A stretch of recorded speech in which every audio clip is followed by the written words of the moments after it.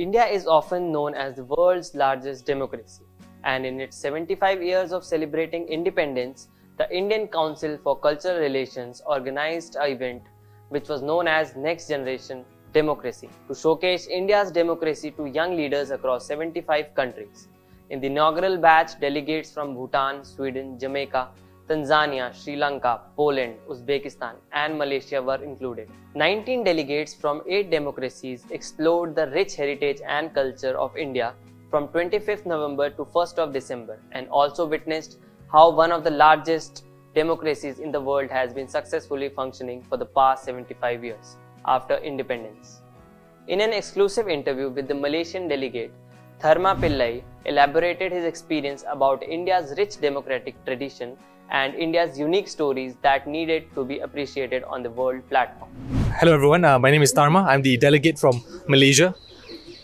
The experience of visiting all these key sites in India, I think gives me and many of the delegates a more complete picture about the culture, about the history, about the uniqueness, and I think most importantly about the story of India, the story of democracy, the story of your culture. I think these are things that are so beautiful, right? And I really appreciated being able to learn from Indians directly, and also by visiting these sites, so I can witness it, immediately instead of just reading it in a book.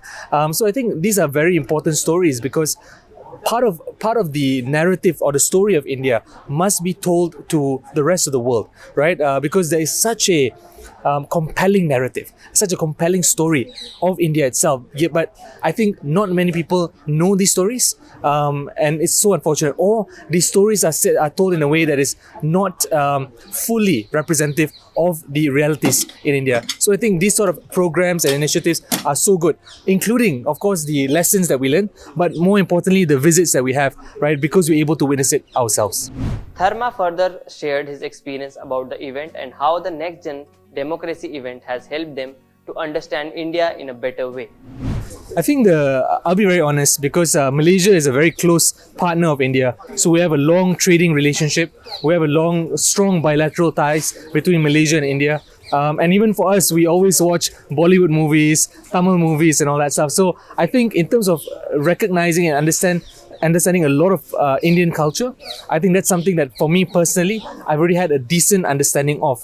But one thing I really appreciated was to understand the thought process and the decision making, especially with the government right now, in terms of certain steps that they take in terms of decentralization, in terms of trying to fight corruption, in terms of trying to make sure that the economy of India is more vibrant, and trying to make India's economy grow. I think these are key steps that I wasn't able to appreciate fully until you come here and you listen to the perspectives. And I think, and of course, we also had the opportunity to meet many ministers, many members of parliament, many members of the MLA, right? And of course, many other leaders. So when you are, of course, they will tell us one story, but the best thing is that we can ask them questions back. And I think it's through these question and answer sessions that we have a more complete picture about the public policy process in India. And I think that part you don't really get by reading newspapers, right? So I think it's more of a personal experience. So we are moving towards a digital era.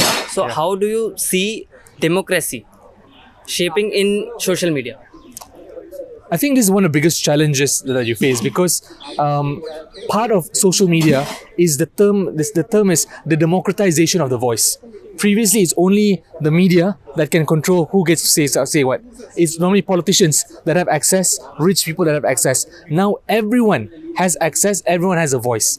But this is a good thing and a challenging thing, right? Where you have marginalized voices, minority voices, people who are underrepresented are able to speak up. This is a good thing. At the same time, you have negative voices, harmful voices. You have weird voices sometimes.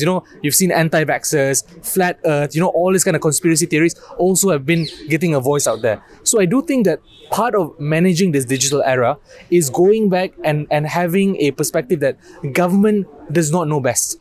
You must trust the people, and in order to trust the people, you must educate them. You must make sure that they have culturalized democracy and they have culturalized critical thinking. This is something that's very important, and that's why I think as we move forward towards the democracy in this social media era, I do think that we will have to, like it or not, we will have to go through the real essence of democracy, which is every citizen must be an active citizen in our democracy and they must be responsible. I think this is the challenging part, but it must be done, and I'm sure India has the belief and the philosophy. It's just a matter of working and implementing these policies. For more such exclusive content, stay tuned to PBNS.